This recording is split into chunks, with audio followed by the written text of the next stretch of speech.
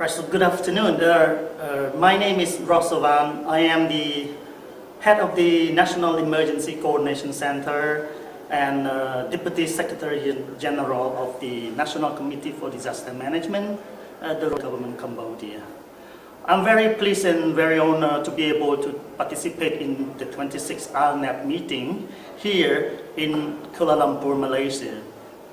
It is a very significant event that the international community on humanitarian response go in the meeting and involve the representative of the national government into this important event.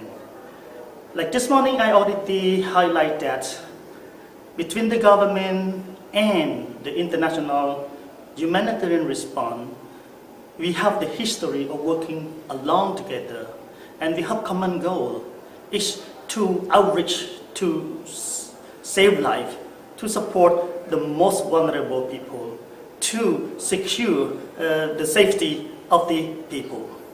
However, experience demonstrates that we had some difficulty, we had some challenge, we had some issue that need to solve in order to improve our quality of response so that we can immediately reach to the need, reach to the demand of the affected people.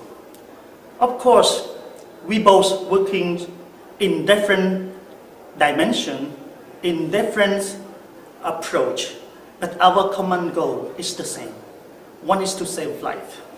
Therefore, with my observation for the 2 days meeting, me from the government agency, I have learned a lot what I didn't hear before from the experience, the good practice, and the lesson learned from the humanitarian response community, where I can take back as a good lessons to consider back to the country, how do we involve ourselves into better coordination, a better cooperation, and a better response. This is mean that governments must be ready to welcome and work with the international community. To be ready, it means we have to want ready with our vision, policy, and foundation of frameworks. Secondly, we have to aware about the strategy, and we should sit down and program together. Emergency response is crucial. We still need, and it continue to be needed. However, in responding to the long-term threats of the climate change, which is now being materialized into disaster, natural disaster, that create emergency, and the emergency that require the humanitarian response. So, investment for the humanitarian response should expand, not only preserve the funding for solid emergency preparedness and response, not only border its effort only to the quick emergency relief, but we should invest for a longer run. It means that resources should be available for a long-term risk reduction strategy, including risk assessment, risk evaluation, development of policy according to the risk according to the risk assessment, and as well as to shift the main role from only looking at emergency response into a development-oriented or risk reduction-oriented development.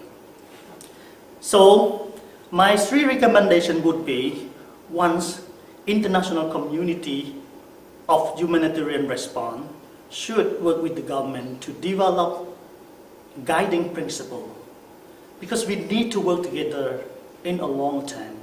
The government may not aware what is the need from the international humanitarian response that need to provide coordination, collaboration, cooperation.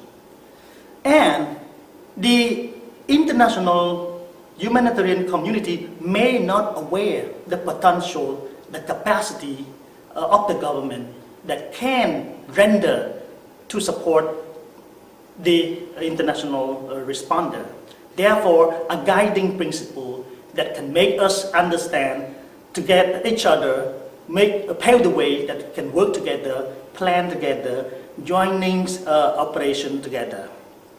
Secondly, there should be a shift mind between investment to the relief toward a risk reduction, preparedness, and development. And thirdly, all countries, as I already mentioned, we cannot just stop right now the emergency relief or humanitarian response, but we want to shift it to narrow down its expenses and to increase the investment for a longer risk reduction. So funding must be available.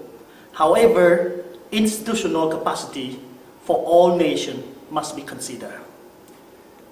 Thank you.